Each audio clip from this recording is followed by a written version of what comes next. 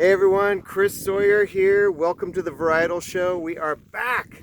As you can see, I'm kind of looking out towards the Pacific Ocean right here. We are actually on the mountains above Carmel Valley. Albatross Ridge. This is a Pétillant Naturel, or Pet Nat, as I was going to say. Pet Nat, Pétillant Naturel. This is a kind of a little light, zesty, sparkling wine made inside the bottle. It is by my great friend Garrett and his family that makes this, and we're going to meet Garrett in just a moment. But this is a rosé of Pinot Noir. Here we are in Monterey County. We're above basically about the fog line right now, and we're looking out towards the ocean. Carmel, the town, is right down there, Carmel by the sea. We are in Carmel Valley looking this way, and Monterey is right over here. But it's really about this vineyard up here and what makes it so special. So that's why I really wanted to get here and to visit Garrett. I've been here a few times, so let's meet Garrett. Garrett, thank you so much for having me once again. I mean, hey, it's been a while. Again, it's been a while. Come on over here. You know, I got to say this thing. I've been up here to visit Garrett before. I love this brand. It is an amazing brand. Not many people know it, and I want to say you fly under the radar, but you fly over the radar, as the Albatross name would suggest. Your grandfather invented the Albatross plane. Yeah, so we have a really kind of fascinating history that we knew the history dating back with my grandfather and the history of the family with the Albatross sailplane. But we didn't know it actually was launched on the ridges right here, starting out near the coast, near Fish Ranch, and moving through Carmel Valley.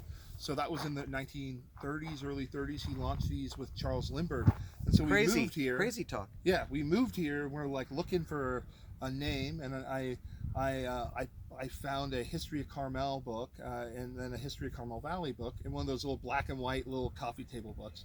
And we're flipping through here, and on the last few pages, there's a picture of a Albatross sailplane, and it says Holly Bowlus, launching the Albatross planes with Charles Lindbergh in the early 1930s, and we're like, holy smokes! Yeah. Like, this is very fam. serendipitous, and it's very easy. We were trying to come up with something that was like a geographical location or a name of a fault line to name the. We had no idea that history was local to here. Wow. So it was very kind of, we pinch ourselves because it felt really good that we're doing the right thing, and through the challenging times, as you know, with the industry, with the fires that we've had, that you all have had up in Sonoma, we've had down here in 16. You kind of go and you look up and you go, well, our family ancestors were soaring over this property, and who knew? Maybe they knew one day they'd be looking down above us and kind of pulling us through some of these difficult times. Crazy. Yeah, it's all good times now. I love that, Pet Nat. That's a great starting point here. Mm-hmm. What we're looking at back here is actually the vineyard. So what is the height? Where are we at as far as elevation? So we're about 1,250 feet right now. Yeah. So about 7 miles from the ocean. Okay, and that's what we could see behind us is about 7 miles from the ocean.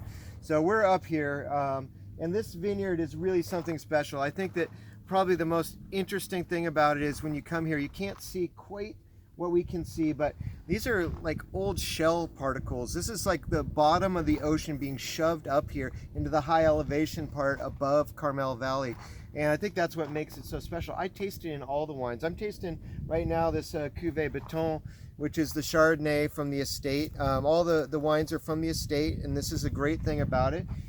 For you, kind sir. Always love being your sommelier too. You're a fantastic sommelier. So thank you.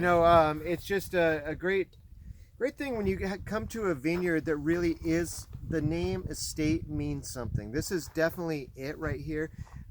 You've got some interesting clones up here of Chardonnay and of Pinot Noir too. I mean, this was planted in 2007? 2008, yeah. Oh yeah, but you bought the property, started late 07, developed the kind of the bones of the vineyard in terms of ripping, tilling the soil, putting in irrigation, electrical infrastructure, and then planting in the spring of 08. So this wine, the Cuvée Baton, is actually aged in 100% concrete amphora. Yeah. So it really has a kind of, I think it's kind of a nice, almost kind of translucent expression of the soil here. Yeah. We do an estate chard that has some oak, has some concrete as well. That's that one. But this particular wine just seems to really kind of showcase Very that cool. soil. It just jumps out because you have all that, as you were saying, Chris, that diatomaceous kind of uplifted seabed. It really imparts kind of this like unique kind of saline minerality to the wines with the coastal location. I agree.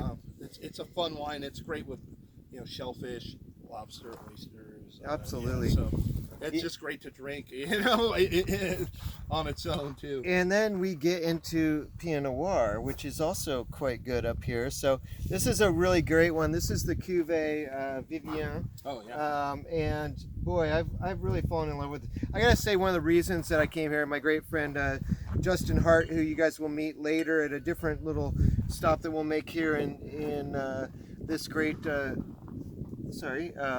little bit of that Carmel Valley. I don't want to damage labels. Come on, that's cool stuff. That's a Somm in you. That's so anal of me. Sorry, everyone. But I'm real. It was just a few weeks ago that I had a bottle year 2013 from the estate, the Pinot, and it blew my mind out. And when I knew I was going to come and visit Justin, I just had to come, and I had to give you a call. And here I am sitting at this amazing vineyard with you, and just tasting this wine. And all the wines that you make, they have an earth kind of tone to them, but they have that purity of fruit.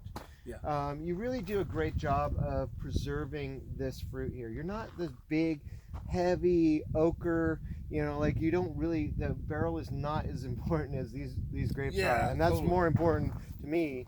I think on a lot of people out there that are really that are really into these kinds of wines, especially Pinot Noir. You want to taste what the site is all about. And this is a very special site. Yeah, and to your point in terms of, when you kind of show the hand of kind of a winemaker too much, you also you can't really learn the site as well. And so for us, we looked at it as like we have a blank slate here. How are we going to best learn the site? And so the one way to do that is to ferment separately. We ferment everything by block and clone separate, and then using native yeast, doing MLs naturally.